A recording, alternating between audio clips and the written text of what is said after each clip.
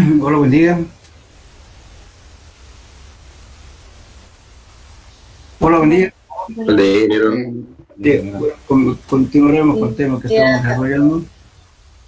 Y bueno, estamos en los métodos como datos preliminares. Pero estos métodos son los siguientes.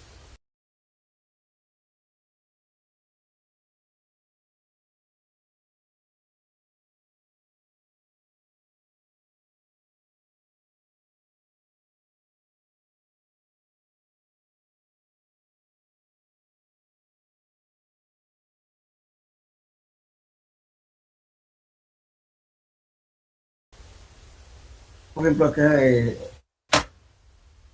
coeficiente de probabilidad acá a partir de la curva, uno es coeficiente a partir de la curva de trigonométrica. Entonces, generalmente hay inclusive algunas fórmulas empíricas que determinan,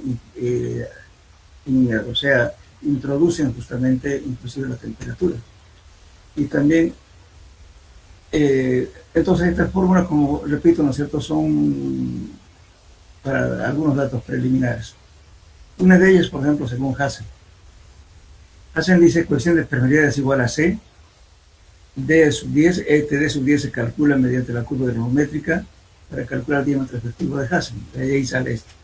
Hay que hacer una granulometría y calculamos el de 10. Eso nos va a dar en centímetros por segundo directamente. Entonces aquí tenemos, lógicamente, el D, el diámetro que este D de 10 lo tenemos que poner en centímetros. Ahora, el D, este C es una constante. Por ejemplo, cuando el de 10 tiene un valor aproximado de 0,1 a 3 milímetros, C varía entre 41 y 146. Pero es recomendable tomar un valor promedio de 116. Entonces C vendría a ser 616 por D sub 10 al cuadrado. Eso nos da en centímetros por segundo. Bien, también hay otra fórmula, que es esta. Aquí introduce justamente la temperatura. Entonces la temperatura viene en grados centígrados. Entonces C por 0,7 más 0,003 por temperatura D sub 10 al cuadrado. Esto nos da directamente en centímetros por segundo. Lógicamente el D sub 10 siempre se expresa en centímetros. La temperatura en grados centígrados. De este modo se calcula este valor. Entonces, en dos casos, ¿cierto? Una expresión esta o cuando se introduce la temperatura y toma este valor. Bien, ahora otra ecuación es esta. Este es según Schiller, ¿cómo se lee? Schiller. Entonces por ejemplo, que toma en cuenta, además de tomar en cuenta, ¿no es cierto?, la temperatura, toma en cuenta también la porosidad del suelo. Aquí lógicamente hay que hacer ensayos de suelo. Aquí que nos dice 771 de sub 10 al cuadrado, y de sub 10 se encuentra la curva granulométrica, y C vamos a encontrar en función de la porosidad utilizando esta tabla. Por ejemplo, aquí la porosidad es 26% si queremos usar en porcentaje, 28% y 46%. Entonces el C, si es 0,26, o sea el 26%, adoptamos 83,34. Y si es 38%, digamos, la porosidad, entonces tomamos 34,1. Sucesivamente. Ahora, si son valores intermedios, lógicamente hay que interpolar. Ahora, si nos dieran valores mayores a esto, entonces tomo siempre el mismo valor nomás que sea. Los valores intermedios se interpolan. Ahora, por ejemplo, si me da un valor aquí de que sea, digamos, del 15% de N, entonces tomo el mínimo valor que es este valor. Entonces, el mismo valor, tanto el inferior como el superior, los valores intermedios se interpolan.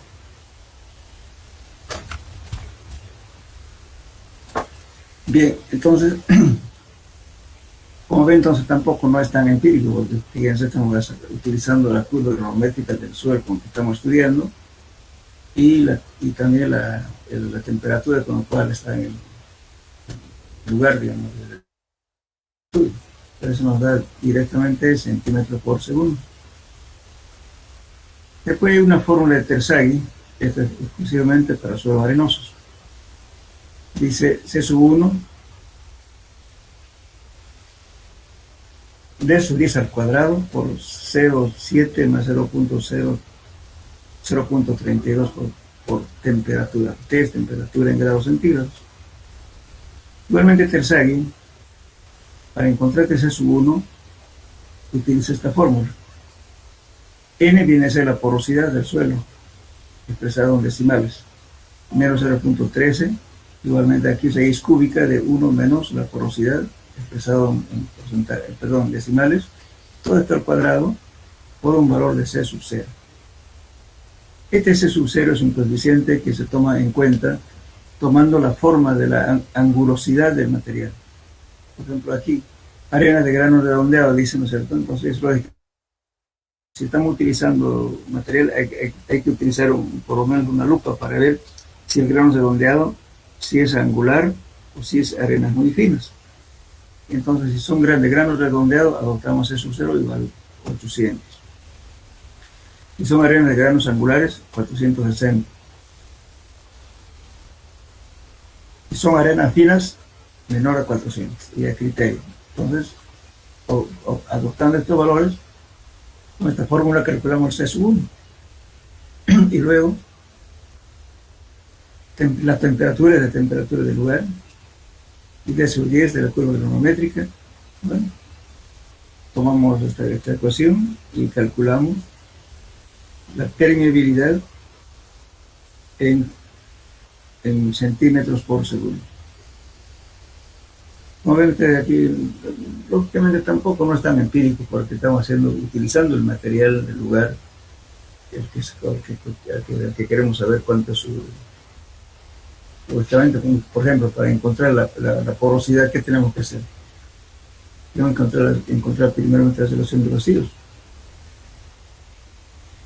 Entonces, la relación de vacíos vamos a encontrar del suelo inalterado. Entonces, no es tan empírico que digamos. Entonces, para encontrar la porosidad, necesariamente tenemos que encontrar la relación de vacíos. Y además, tenemos que determinar su gravedad específica, que eso es. Con eso vamos a calcular la relación de vacíos y después calculamos la porosidad. Igual aquí, Terzaghi también hace lo mismo, determina la porosidad. Bien.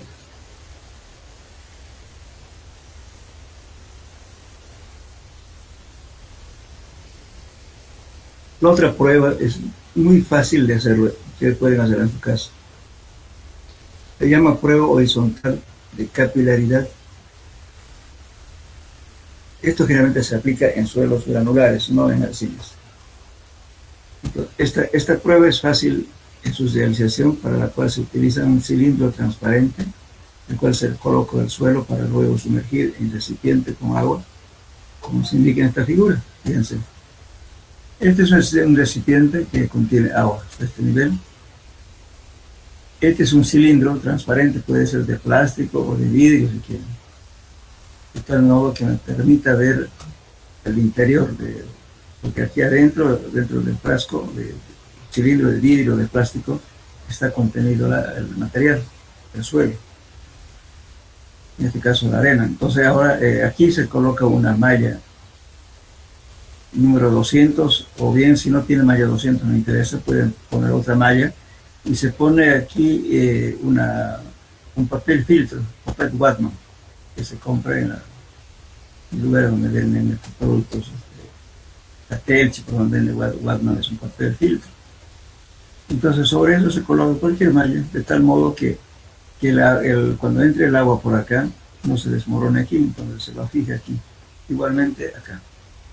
Aquí se coloca un tapón, puede ser de goma o de corcho si quieren, y se le hace un orificio. Y a través del orificio insertamos una pequeña bombilla de tomar refresco. Y luego esto sale hasta un poco más arriba. Entonces, ¿cuál es la finalidad de esto? Entonces, como el agua, estoy obligando que el agua entre por aquí, que tiene que salir por acá, el aire tiene que salir por acá, y voy a medir la distancia que va a recorrer el agua entrando por aquí en un tiempo de 1 minuto. Pero lógicamente que el suelo que voy a utilizar tiene que estar previamente secado. Entonces el agua entra por aquí y estoy controlando en tiempo de 1 minuto cuánta distancia recorre. Entonces pongo aquí una regla, algo de referencia, y voy a medir el momento en que yo sumerja este cilindro con la muestra, voy a empezar a medir cuánto tarda en recorrer esta distancia X. Con esos datos venimos aquí. Por X distancia de recorrido del agua en un tiempo de 1 minuto. M es una constante relacionada con el coeficiente de permeabilidad de K. M al cuadrado es igual a Z por K. Bueno, entonces ahora ¿qué hacemos? Aquí por favor está de mal escrito. K es igual a M al cuadrado sobre Z por 10 a la menos 4. Eso nos da en centímetros por segundo. Esta ecuación pónganle aquí por favor. Está mal. Repito. K es igual, estamos despejando de aquí, a M al cuadrado sobre Z por 10 a la menos 4. Eso nos da en centímetros por segundo. Bien, pero Z ¿qué es? Z puede variar entre 10 y 50. Para arenas medias limosas secadas al horno, Z vale aproximadamente 20. Entonces podemos trabajar viendo qué tipo de material es. Entonces podemos variar esto de 20 de 10 a 50, puede ser un poco menos de 20, pero generalmente se utiliza 20. Entonces con eso encontramos justamente el coeficiente de permeabilidad. Z adoptamos, M al cuadrado no es más grande que M. Si hacemos una gráfica, aquí ponemos tiempo 1 minuto, ¿no es cierto? Aquí va a ser, lo agarramos acá y aquí es M, pero M ¿qué es en realidad? Es X al cuadrado, la distancia al cuadrado. Y tenemos ese valor de 1 al cuadrado. Entonces, la distancia al cuadrado, entonces, para eso aplicamos esta fórmula. Aquí estamos respetando acá, M al cuadrado sobre Z. Esa es la prueba horizontal de capilaridad.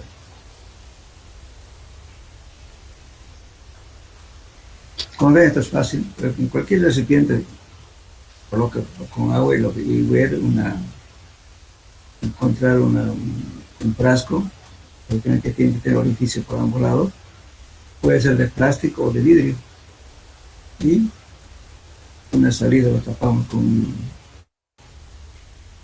corcho o goma y le insertamos una bombilla para que el aire salga por aquí. Entonces el agua cuando está entrando por acá, lógicamente que llena los espacios vacíos y obliga que el aire salga por un lado, porque sale por acá. Ese es el objetivo. Estamos midiendo distancia que recorre el agua por 1 minuto. Bueno, eso sería en cuanto a ensayos de laboratorio.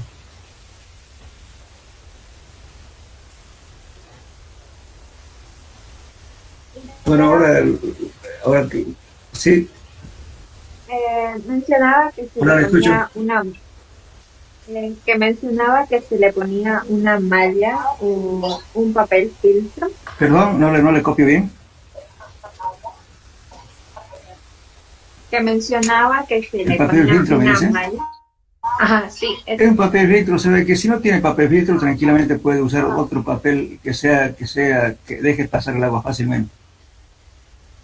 El papel filtro, generalmente la marca más que todo eso se llama Watman, ¿no? Pero ustedes ven, dicen en cualquier droguería que venden este tipo de cosas, especialmente la Telchi. Después hay una casa, la importadora San Martín, productos que traen para medicina, que eso ahí venden eso. Entonces puede comprar, usted dígale papel filtro nada más, no importa la marca. Si no tiene eso, puede poner tranquilamente un pedazo de servilleta. El objetivo es que las partículas finas no se vengan, no se caigan al frasco, nada más. Aquí. Porque si se humedece esto, si no lo pongo esa protección, se va a caer la arena suelta, porque seca, al humedecerse se cae. El único objetivo es de colocar eso. Lo estamos obligando a que el agua entre por aquí. Ustedes pueden hacer como experiencia en su feria y también pueden hacer el termómetro de nivel constante o de carga constante que hemos visto. que no hay más que utilizar dos codos, un pedazo de tubo, ¿no es cierto? Nada más. Y luego, lógicamente, al insertar los tubos, ¿no es cierto? Estoy hablando de este método. Es sencillo, fíjense. Esto no importa que sea el mismo diámetro que esto, no pasa nada. Pongamos que sea un tubo de 4 pulgadas, un codo. Y al codo, lógicamente, le insertan un tubo. Y aquí va el otro codo. Hay que tener una papel de filtro también, con una mallita, igualmente aquí. Cosa que les permita colocar la muestra aquí internamente y pueden medir esta distancia L. Nada más. Tranquilamente se puede hacer esto un perímetro casero. Alguna vez en la feria hicieron los alumnos, cuando se presentaron en la feria de investigación que viene en octubre, hicieron ensayos en versión superior. Y también el primer método, o sea, la prueba horizontal de capilaridad también pueden hacer. Es sencillo de fabricarlo.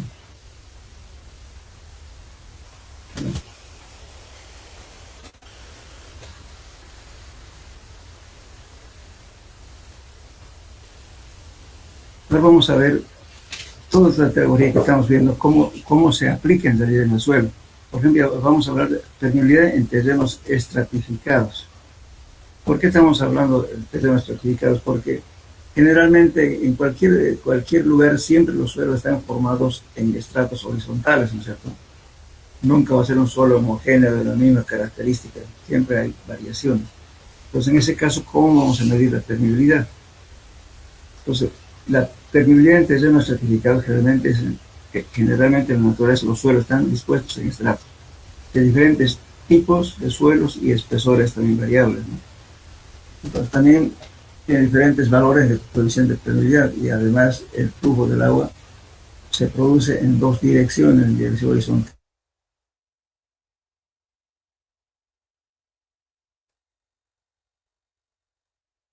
llegando que el flujo sea vertical.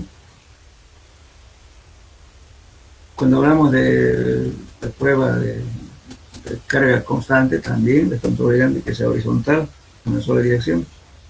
Ahora que estamos hablando de la prueba horizontal de capilaridad, también estamos obligando que sea horizontal. Entonces, pero en la realidad, en la naturaleza, el flujo es en dos dimensiones, vertical y horizontal. Entonces, justamente este caso lo vamos a ver así. Entonces, para el cálculo, lógicamente, que hay que conocer primeramente las diferentes características. Este es un terreno estratificado, estrato 1, estrato 2, estrato 3, con diferentes tipos de suelo. Y tenemos, lógicamente, la permeabilidad en este estrato diferente, en este estrato diferente, en este estrato diferente. Y las velocidades de flujo también son diferentes. Y todo esto, en realidad, es la actividad hidráulica. Por eso estamos hablando del coeficiente de permeabilidad horizontal y coeficiente de permeabilidad vertical, en dirección vertical.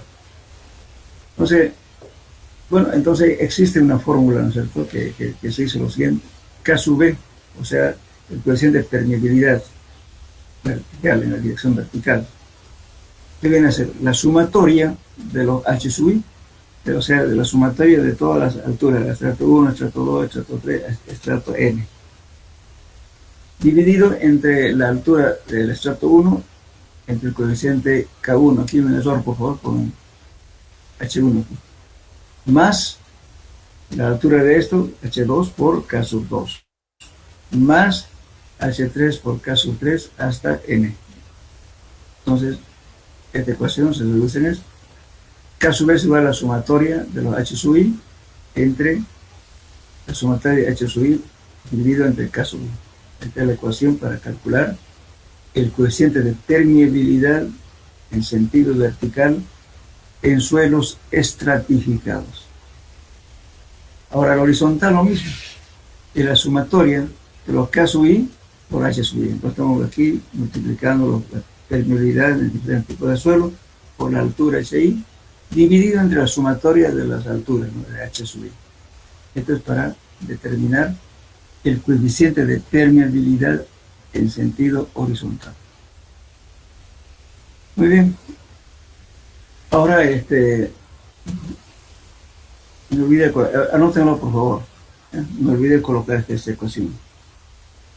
El coeficiente de permeabilidad promedio en suelos estratificados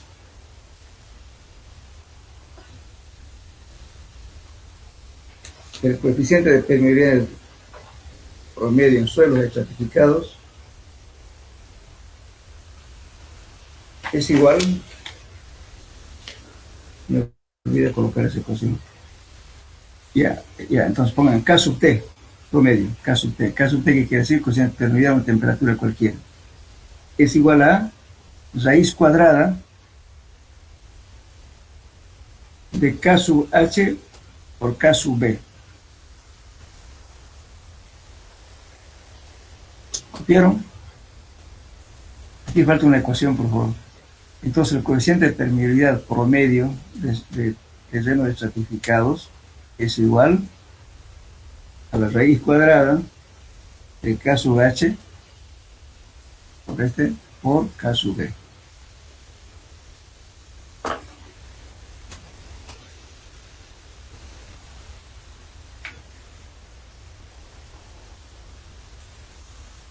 Es que no salió en la diapositiva.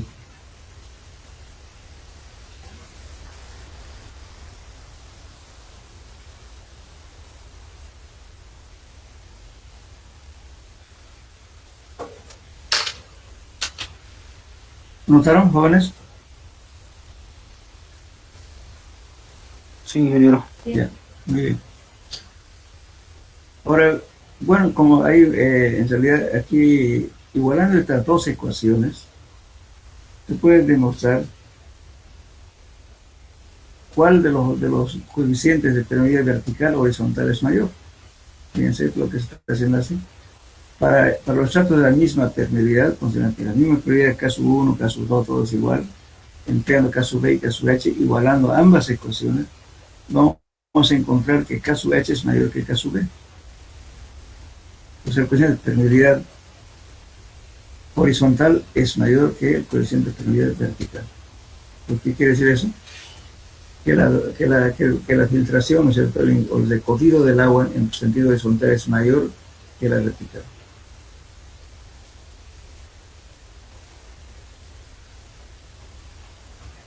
Bien. Después de eso, una vez determinado el coeficiente de permeabilidad, podemos determinar el coeficiente de percolación. Escuchen bien esto. El coeficiente de percolación es la real medida de escurrimiento a través de los vacíos del suelo cuando la gradiente hidráulica es igual a 1. Se deberá medir el área de poros del suelo mediante una sección transversal del mismo medio. Mediante la ecuación de Darcy se puede calcular el coeficiente de percolación K sub P de la siguiente manera. Entonces, para esto, nosotros sabemos la gradiente hidráulica, tenemos que calcular el valor de N, la porosidad, sí o sí. Entonces, esto es la real medida de escurrimiento del agua en un suelo. O sea, este valor va a ser diferente para todos. Entonces, este H es diferencia de altura sobre la gradiente hidráulica, L es el tiempo que transcurre para una carga, que no estamos requiriendo aquí. Fíjense, ¿cómo calcular esto? Q es la descarga, ¿no es cierto?, de la velocidad, o sea, Q es igual, dijimos, ¿no es cierto?, esta es la ecuación de Darcy, Q es igual a dB sobre dt. De ahí mismo salió justamente la ecuación de permeabilidad que K es igual a, K sub P es igual a I por A, por el área. Entonces, bueno, aquí es una demostración justamente igualando estos valores y llega a esta ecuación. El coeficiente de percolación es el coeficiente de permeabilidad dividido entre la porosidad del suelo. Entonces, E, justamente tengo que encontrar necesariamente la relación de vacíos para poder encontrar este valor. Porque o sea, la porosidad que viene a ser igual a E sobre 1 más E. Pues N por K sub P, entonces aquí estamos calculando en función de... La fórmula es esta, K sub P, K sobre N. Este K sub P es la permeabilidad que determinamos mediante los otros métodos, una temperatura cualquiera, dividida entre la porosidad. La porosidad siempre expresada en decimales. Entonces esta porosidad es esta, E1 más E, por K sub P. Ahí estamos sacando este valor. Ese es coeficiente de percolación. Bueno, ahora podemos ver en la tablita esta, fíjense, es una tabla sacada de Joseph Bowles.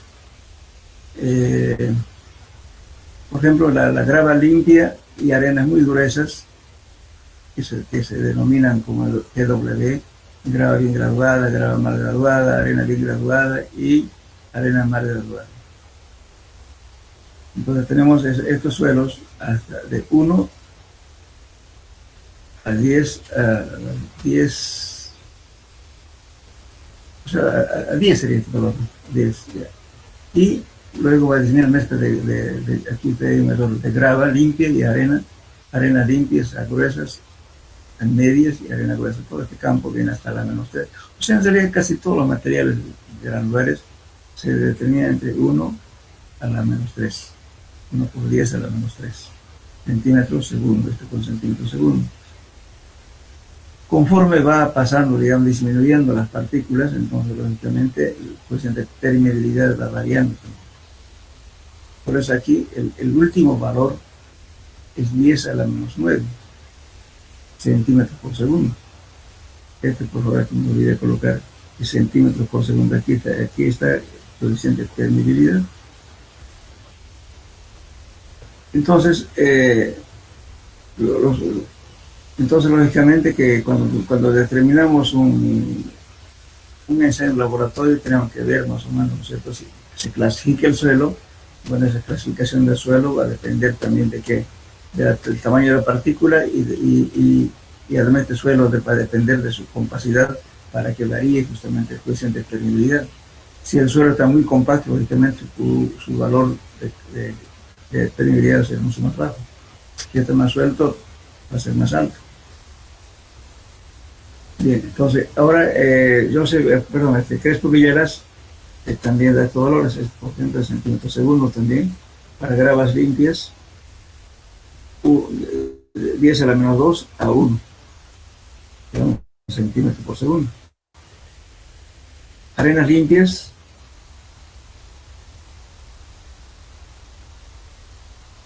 mezclas de arena y gravas limpias de 1 a 1 por 10 a la -3. En suelos impermeables como las arcillas homogéneas bajo la zona de meteorización, fíjense, este también toma como mínimo a la -9. Por eso generalmente cuando ya estamos haciendo la prueba de permeabilidad, y tarda muchos días, ¿no? Nunca van a decir que es totalmente impermeable, entonces se adopta este valor, 1 por 10 a la -9. Es el valor el mínimo valor que se utiliza a la -9. Bien. Entonces eso sería en cuanto a los valores de determinar la permeabilidad.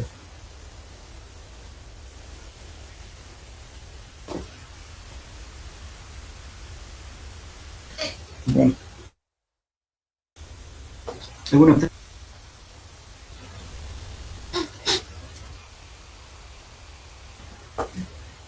Únicamente que estas tablas que vemos aquí son netamente, ¿cómo puedo decir? Informaciones preliminares, ¿no? Lo mejor siempre es hacer la prueba.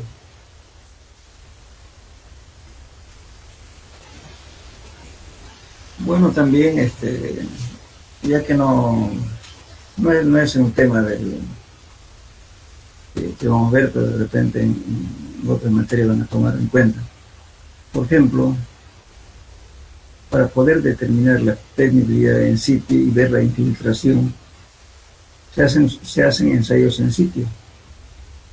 Supongamos que ustedes tienen una casa, bueno, no tienen alcantarillado sanitario y tienen que hacer un pozo ciego, un pozo absorbente, porque todos los residuos sólidos que generan en el día, eso va a ir a una cámara séptica, ¿no es cierto?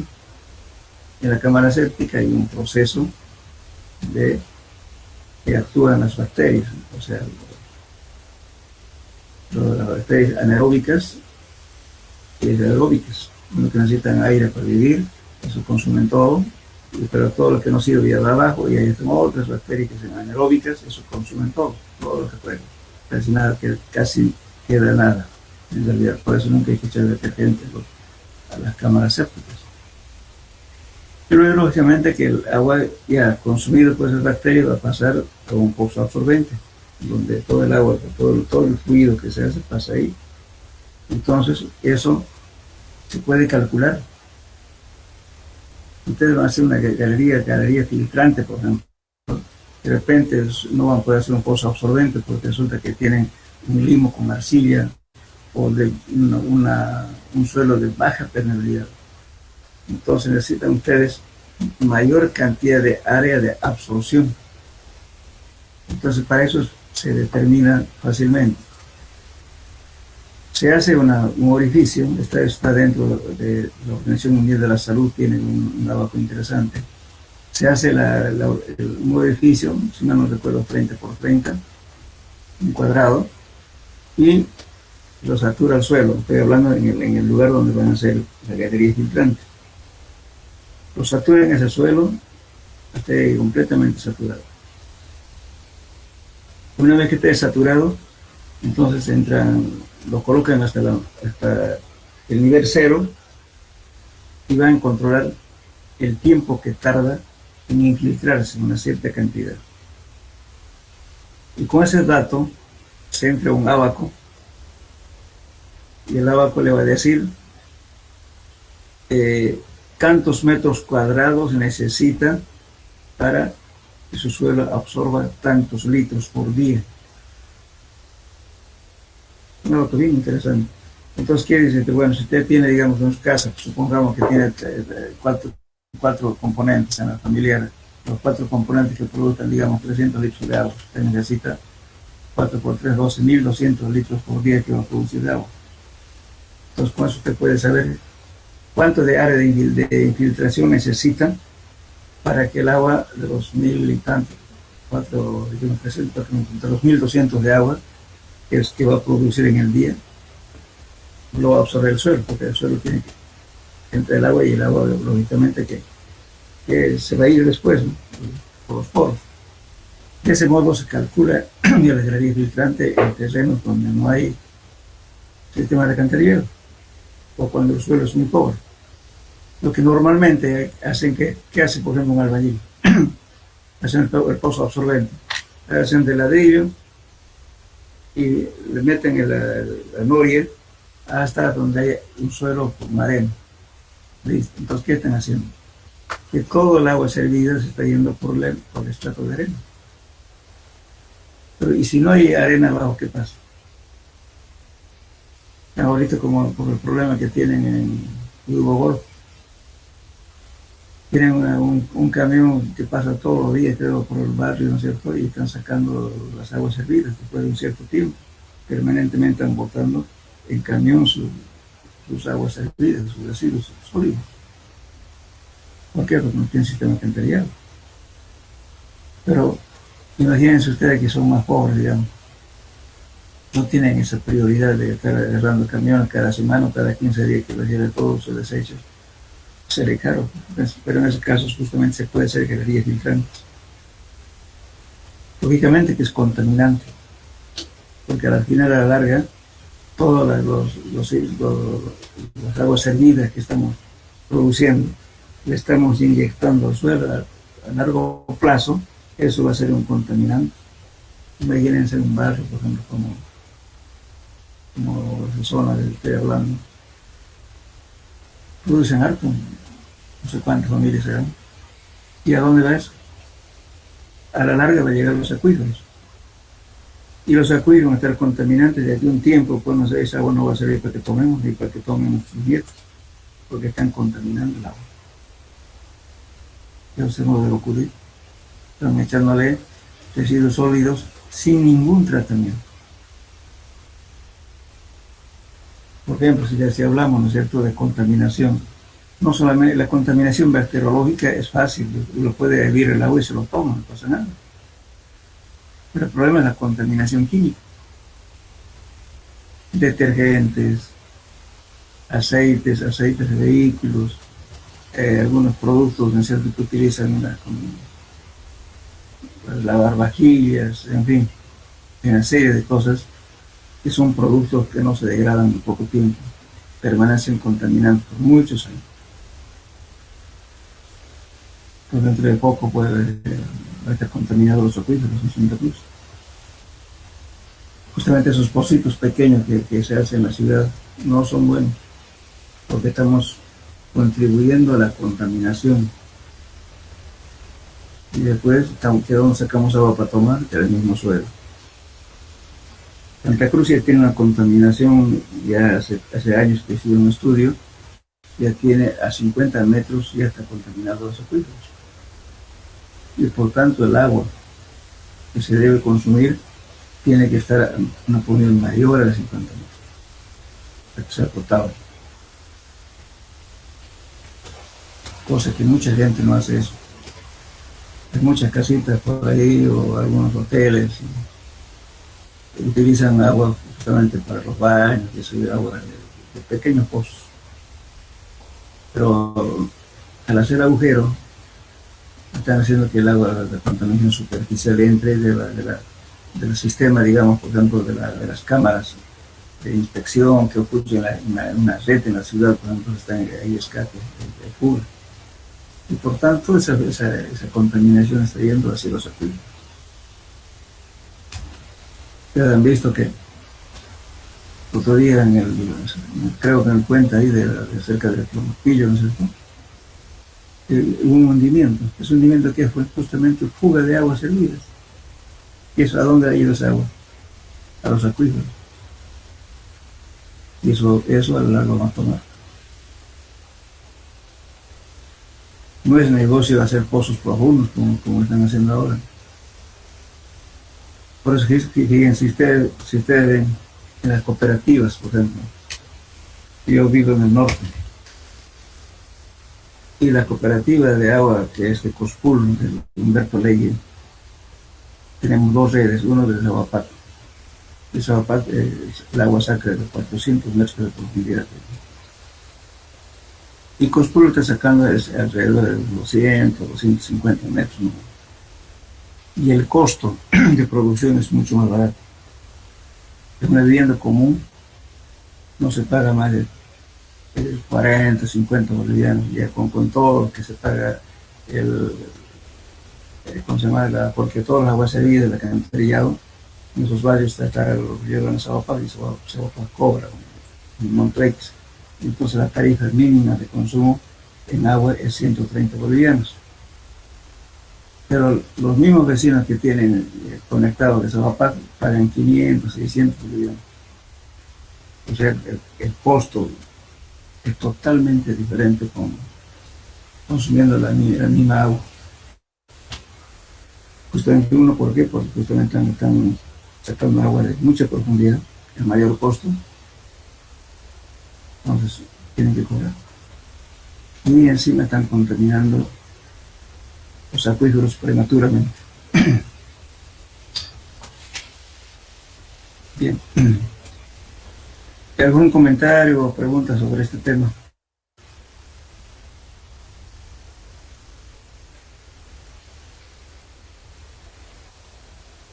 Hola, ¿me oyen? Sí, Hola, hola.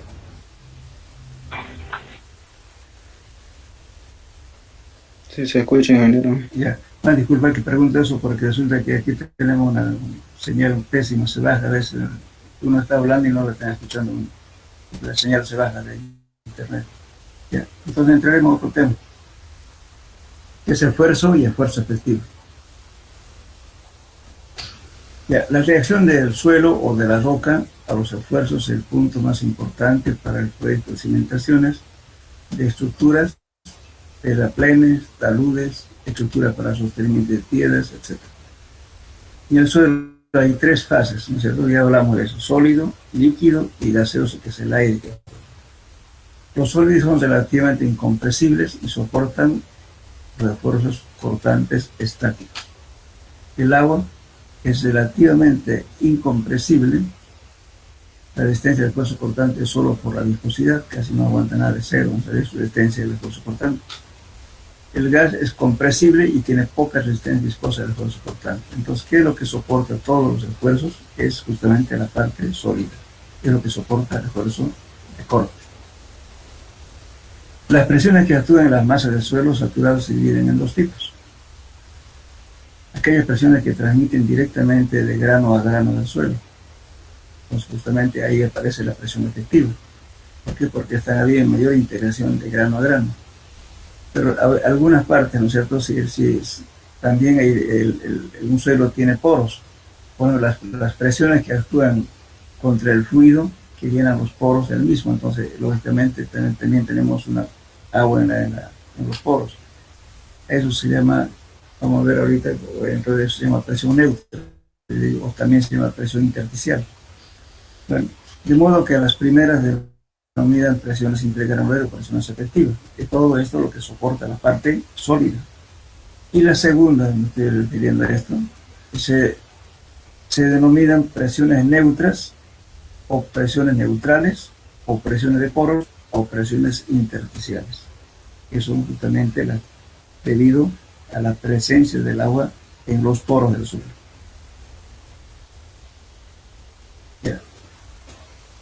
Entonces, esta separación de fuerzas en la masa del suelo es muy importante en la mecánica del suelo, ¿no?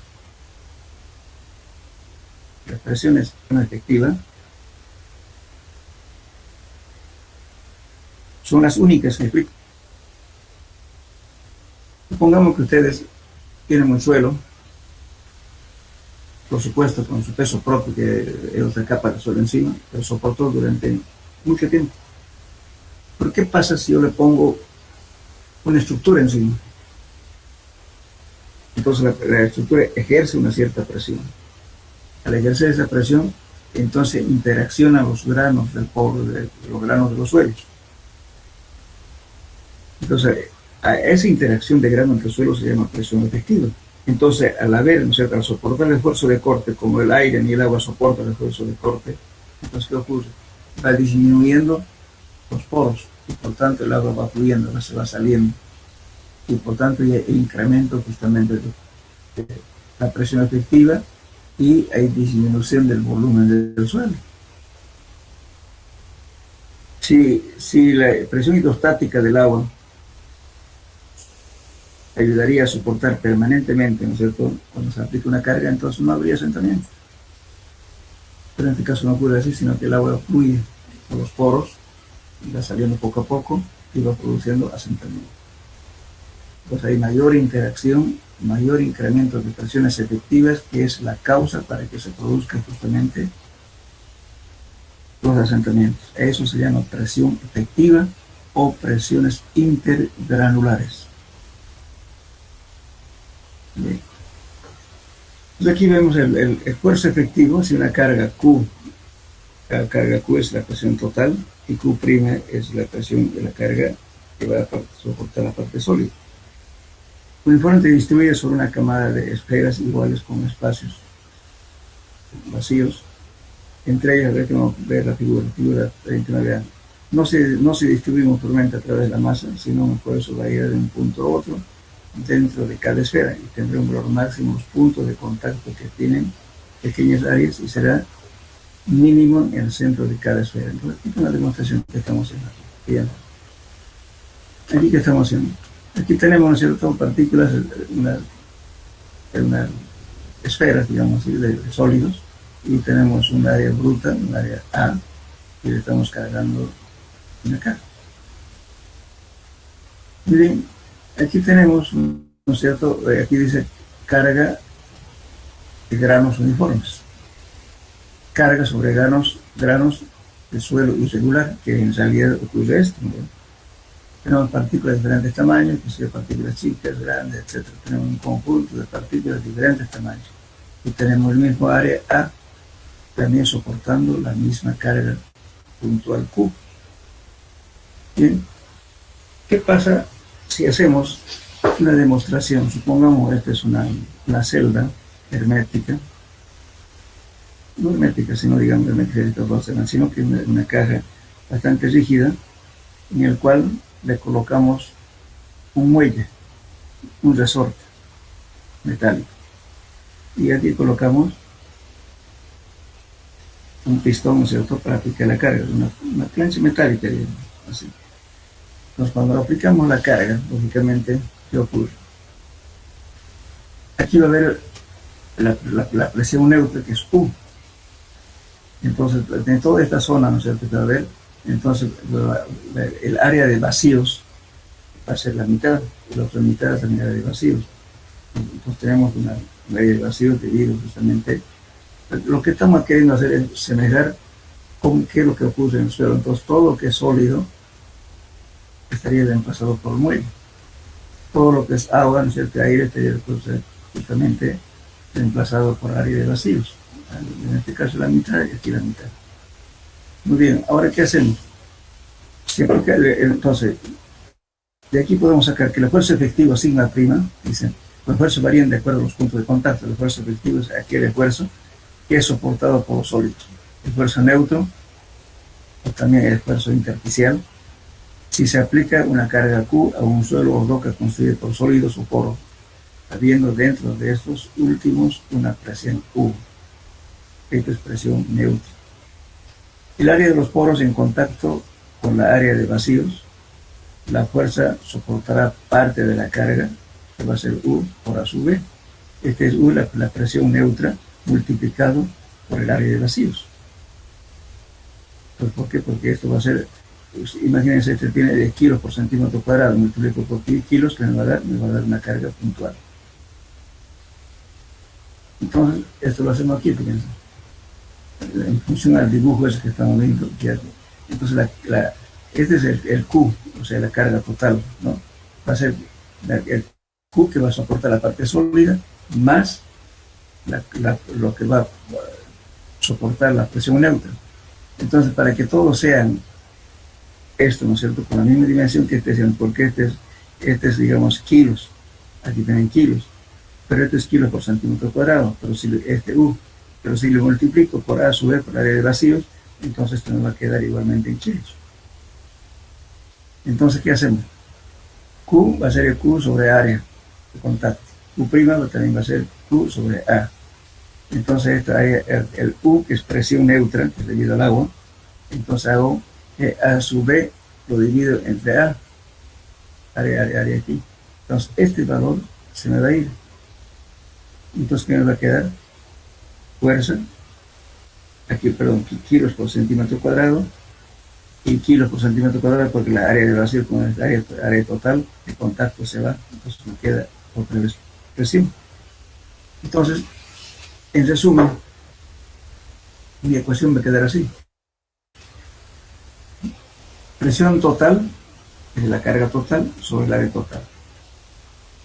La presión efectiva, que va a ser la presión, o sea, la carga sobre el área de los sólidos, más la presión neutra, más la presión que hace el esfuerzo internamente en los poros del suelo. Esto se hace 1. Esta relación de 1 lo vamos a llamar N, como aquí. Por ejemplo, esta relación de área de vacío sobre área total, en hormigón se considera 0,5 a 0,75. En soca fracturada esa relación es 0,75 a 1. En soca porosa 0,75 a 1. En mármol y granito se lo dice 0,5. Pero en suelos este valor se considera 1. Por eso directamente lo ponemos así. Entonces escribimos así. Sigma es igual a sigma prima más U. Entonces de aquí despejamos. Esta es presión total. Presión total es la presión efectiva más la presión neutra. Si quiero calcular presión efectiva, entonces va a ser presión efectiva, sigma prima va a ser igual a la presión total menos la presión neutra. Eso es lo que es nuestra ecuación.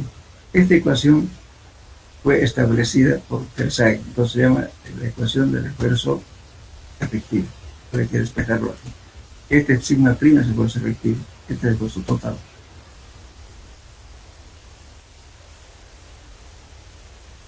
Bien, ¿tenemos tiempo? Pues vamos a ver este caso. Fíjense un problema que está resuelto para ilustrar. Se hizo una excavación cerca de un río, en un suelo de arcilla, debajo de la cual se encuentra un chaco de arena. La arcilla pesa, o sea, su peso específico es 1920 kilos por metro cúbico y es prácticamente impermeable comparada con la arena. La excavación se realizó con un cucharón de almeja,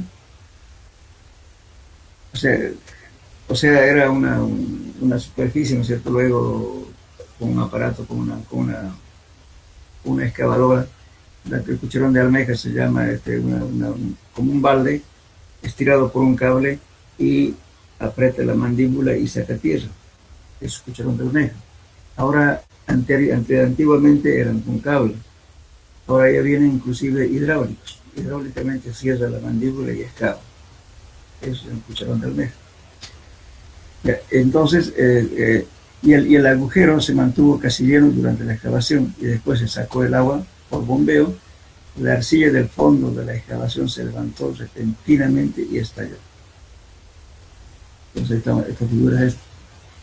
La pregunta es ¿por qué ocurre esto? ¿Y qué elevación tenía el agua cuando se produjo este fenómeno? Esa es la pregunta. Pues fíjense, aquí tenemos, inicialmente el suelo estaba aquí, así. Después se hizo la excavación y quedó la excavación así. En el momento de la excavación, el nivel de agua se mantuvo constante aquí, este nivel. Entonces aquí tenemos 6 metros desde aquí tenemos arena y aquí tenemos arcilla. El peso específico de la arcilla es 1920 kilos por metro cúbico. Y aquí de aquí a acá tenemos 750. Muy bien.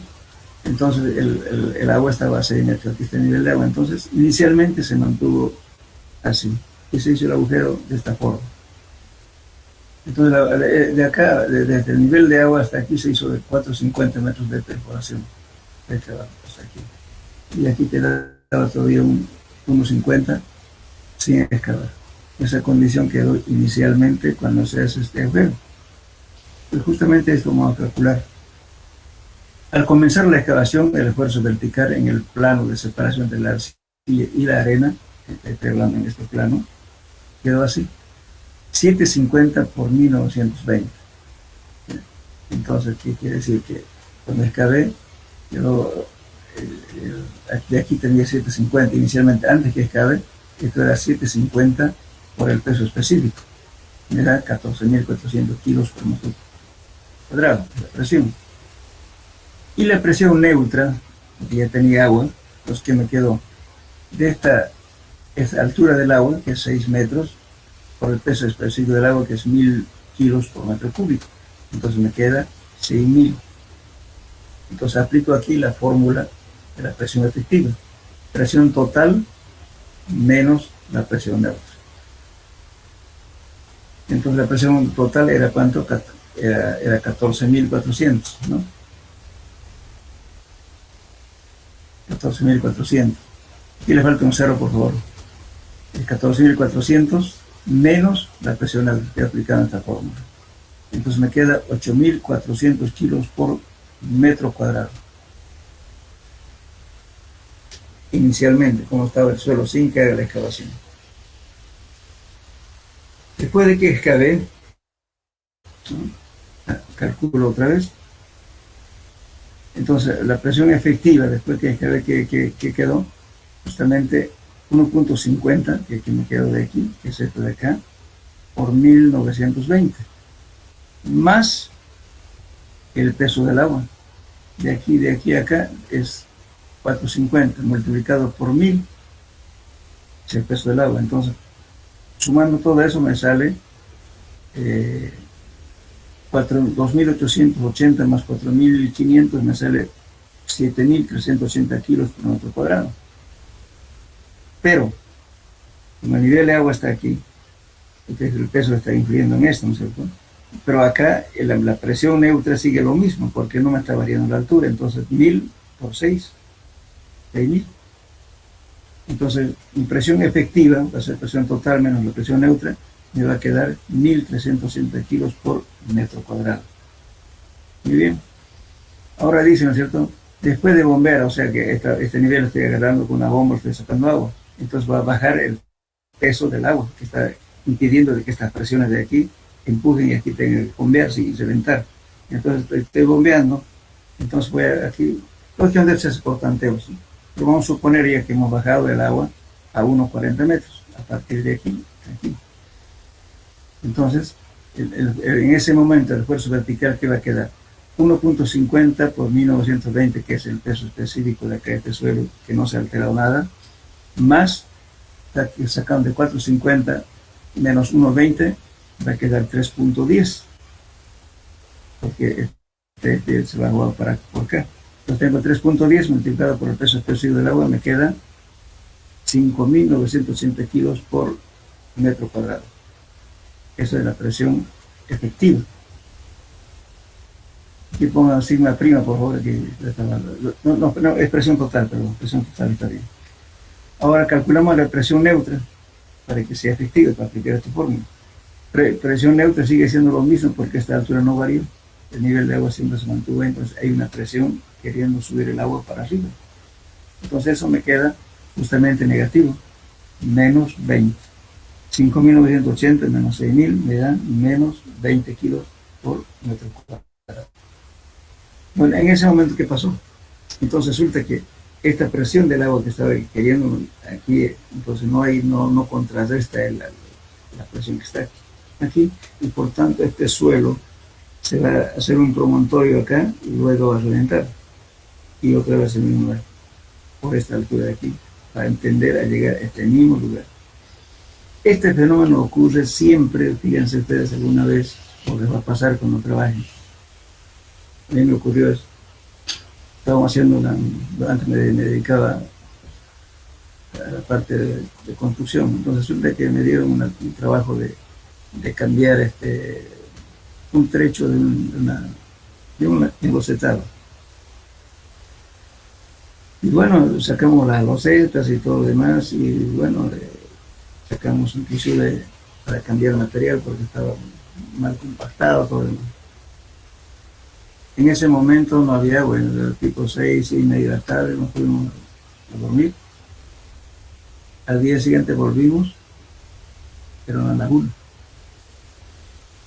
No había llovido, pero sin embargo apareció agua. ¿Y qué es lo que pasó? Justamente esto. Entonces, lógicamente que donde se hizo la excavación, siempre por cuestiones, digamos, de la presión atmosférica, todo, ¿no es cierto? Esto inicialmente no lo vamos a ver, pero resulta que después aparece el empuje que del agua que está un poco más arriba, empieza a aparecer presiones de abajo hacia arriba. Entonces es el momento en que esto ya no soporta más el suelo, revienta y llega, se pone al nivel que estaba en la zona de daño. Ahí se hace la laguna. Frecuente eso cuando hacen excavaciones para sótanos y barcos. Al día siguiente llegan cuando se dan cuenta está lleno de agua. Pero ¿qué ha pasado? Justamente cuando está excavando por el equilibrio de presiones, ¿no es cierto? Esto va bajando, no pasa nada. No hay agua en ese momento. Pero al día siguiente se vuelve a bajar. Eso es lo que ocurrió aquí.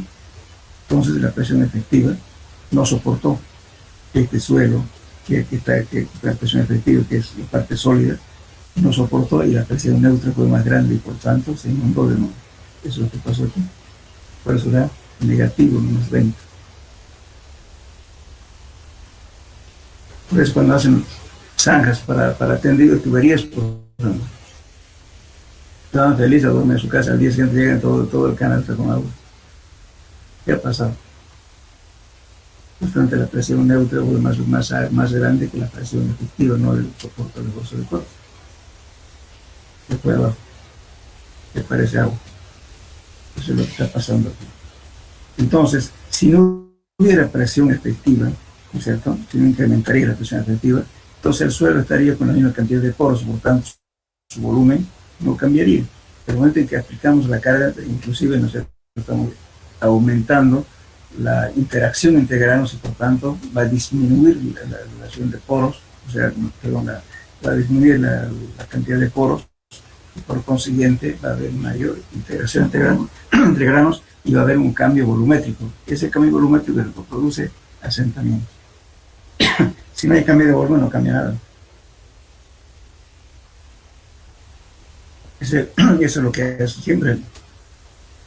Cuando calculemos, por ejemplo, el asentamiento de un suelo por consolidación, siempre vamos a calcular la presión efectiva. La presión efectiva, voy a repetir, es la presión total menos la presión neutra. Ahora, si no quieren utilizar esto, calcular directamente la presión efectiva, entonces aquí tendrían que calcular con gamma sumergido. Gamma sumergido multiplicar por su altura le da directamente la efectiva. Ya no quitan esto. ¿No? Un ejemplo, cuando hagamos ejercicio de aplicación vamos a ver eso. Bueno, ese sería entonces el tema 9. No sé si tienen preguntas. Buenas tardes, ingeniero. Una consulta. Sí. Con respecto al ejemplo que nos dio, que después se hizo una laguna al día siguiente, eso iba a ser recurrente, ¿no? O sea, el nivel del agua en cada llovida, o sea, se iba a reponer el acuífero que había abajo y de vuelta iba a volver a subir por más que lo vaciemos, ¿no? Claro, cuando alguna carga ya que está aquí, digamos, aumenta el soporte al empuje que está produciendo el agua, entonces no pasa nada. Pero el problema es cuando ustedes suponen, generalmente cuando es una excavación, ahí va a ver que el nivel de agua en la parte lateral está más arriba y aquí no hay agua, no aparece. Por cuestiones de presiones atmosféricas, que sé yo, está equilibrado. Entonces, bueno, uno se va feliz, pues no contento porque no hay nada.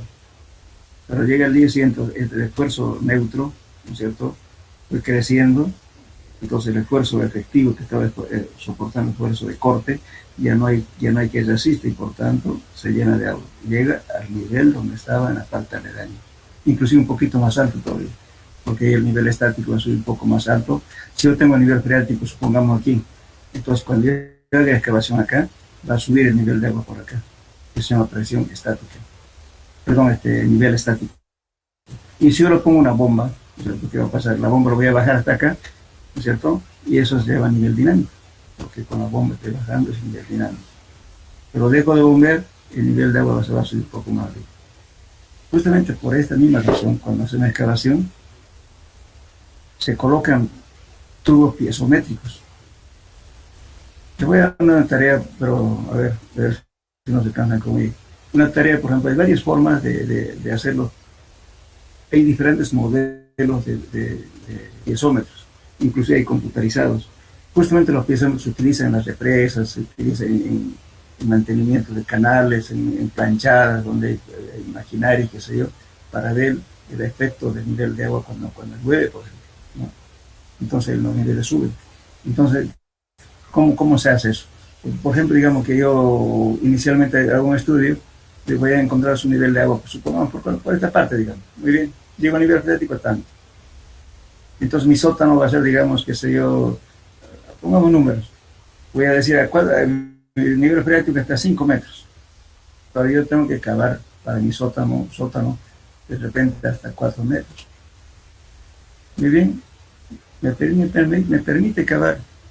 Pero después de repente, ¿no es cierto?, al día siguiente vuelvo después de haber hecho la excavación y voy a encontrar agua aquí. O algunas veces en el momento de seguir excavando aparece agua. ¿Por qué? Porque hay un desequilibrio, el confinamiento se lo sacó y por tanto esas presiones neutras del agua suben arriba y entonces resulta que inunda esta zona.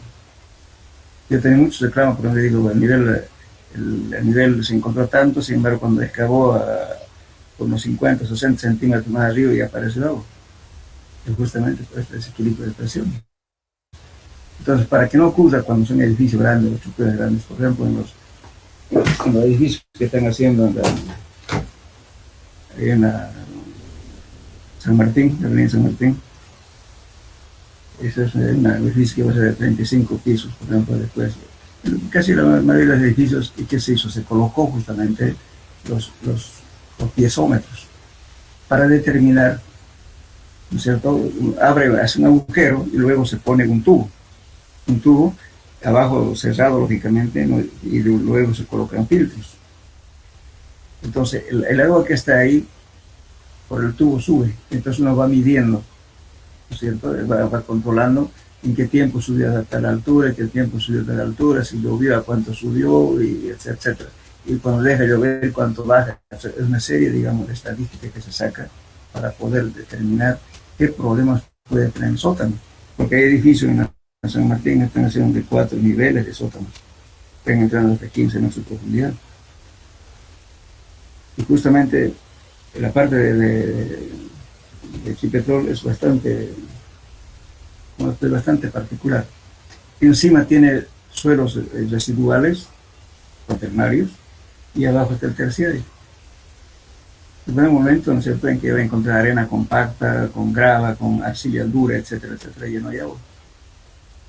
Pero sin embargo, algunos estratos lenticulares que van por abajo aún tienen agua. O sea, son unas pequeñas que no se ve en el momento del estudio de la agua, ni siquiera no se ve la presencia de agua, pero carga ya la lluvia, la carga hidráulica, estoy hablando de lluvia, y resulta que esas venitas que había que sea imperceptible, aparece agua. Y entonces ese agua, imagínense que ustedes haciendo la excavación, va a aparecer durante la excavación y también después de la construcción. Entonces para eso justamente se colocan tubos piezométricos para ver cómo es la fluctuación de niveles de agua en diferentes etapas. Pero se hace. Otro caso, por ejemplo, allá en Urubó también ese problema. En Urubó tenemos el suelo duro, pero en el medio de esa formación dura hay estratos lenticulares imperceptibles. Lógicamente, imagínense ustedes una torrente de lluvia que hubo, después otra cosa, estaba hablando, digamos, de situaciones extremas en épocas anteriores. De repente hubo un estratito pequeño de limo, arcilla, de arena, y por ahí cuando llueve, por algún lugar de lejano, se carga y viene el agua. Y varios sótanos han hecho por ahí, resulta que después de ya estar viviendo, aparecieron agua por la pared, por la cocina. Entonces, ¿qué ha pasado ahí? Justamente es problema, digamos, de una formación dura, pero con estratos permeables. Y no solamente ocurre en suelos, también en rocas. Por ejemplo, hay rocas, ¿no es cierto?, que tienen pliegues inclinados, no siempre va a ser horizontal, como uno cree, ¿no es cierto?, que los estratos de roca, si sean horizontal, no, tienen inclinaciones. Y justamente esas inclinaciones, por diferentes situaciones geológicas, aparecen estratos permeables, limo o limo con arena. Y cuando llueve, por ahí aparece el agua. Por eso ocurre que cuando hay túneles o cuando hay caminos que se van a fijar ustedes, en este camino nuevo que va a Cochabamba, por Chapare, en algunas zonas después de una lluvia se está saliendo agua por las rocas, medio de las rocas. ¿Qué ha pasado ahí? Justamente hay, entre el pliegue de las rocas, hay un estrato lenticular permeable y de ahí sale agua. Entonces, eso ocurre en suelos. Por eso, cuando se hace una estructura, como en este caso, como están haciendo edificios grandes acá, entonces hay que medir los niveles, la fluctuación de niveles con tubos piezométricos. Hay que colocar. Lamentablemente, casi la mayoría no hace, pero ellos se vieron obligados a hacer porque han tenido problemas en la excavación. Debería ser eso. En todas las represas se tiene que hacer. ¿Qué pasa si usted está embalsando agua? De repente las presiones mismas del agua, ¿no es cierto?, van a hacer que el agua ascienda hasta arriba. Lo voy a buscar otro día, lo estaba viendo. Hay un fenómeno que pasó, o sea, ha sido una de las desgracias más grandes que ocurrió en una represa, justamente fue en Italia. Tenían piezómetros para controlar los niveles y dijeron, no, se debe estar equivocado, algo pasó en la sala de máquinas, ¿no es cierto? No le hicieron caso. Resulta que se estaba desplazando y la lluvia había sido tan grande, ¿no es cierto?, que apareció los niveles de presión intersticiales eran tan altos que el nivel en los piezómetros se subió y no le hicieron caso. Y de repente hubo un derrumbe lateral en la represa y causó un mini tsunami con los bloques de toda la tierra que se deslizó hacia el vaso del embalse. Produjo una ola tan grande, ¿no es cierto?, que pasó sobre la represa. y inundó todo el valle que había y murieron miles. Una desgracia fatal. Y justamente ese tipo de cosas hizo que las medidas en cuanto a embalses de agua, represas, surja y también se hicieron comisiones de investigación, todo desgracia a veces da alerta para que se hagan estudios. Justamente en internet le voy a dar el nombre de ese fenómeno que ocurrió. Es un problema de justamente por las, a veces uno dice, no, el agua se mantiene tal nivel y no se va a mover, mentira, por diferentes factores. Inclusive las mismas presiones laterales de repente de alguna estructura que hay también contribuye a ascender. No es nomás por eso, por ejemplo, en el edificio que han hecho en adelante de San Martín, ha tenido problemas. Han tenido que anclar, hacer pilotes para soportar los esfuerzos, los empujes, ¿no es cierto?, que había, lo que se llama la supresión. Eso no son los dos. La supresión, que es un empuje que va de abajo hacia arriba. Por eso en los puentes a veces el suelo es bueno, pero sin embargo, cuando llueve una avenida máxima de agua, aparece un empuje que se llama supresión, la presión que empuja de abajo hacia arriba. Y con el caudal de agua se cae el puente. No es que el suelo haya fallado, sino que lo levantó. Los tanques que flotan después de una lluvia, también se empujan. Eso lo vamos a ver en suelo 2. Pero de todos modos, todas estas fórmulas que la estoy dando se lo van a guardar porque es la reciben en suelo 2 y también fundaciones que va a servir de por vida. Háganlo bien sus formularios de mecánica de suelos 1. Y en suelo 2 hay fórmulas nuevas, pero pocos, pero es más ya la aplicación de suelos 1. Bien, joven, entonces quedaremos acá.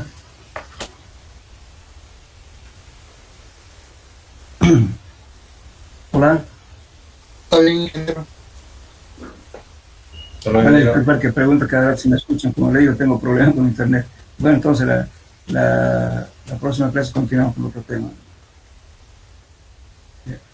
Vamos a resolver problemas, por eso tengan listos sus formularios, ¿ya? Por favor. Gracias, hasta luego.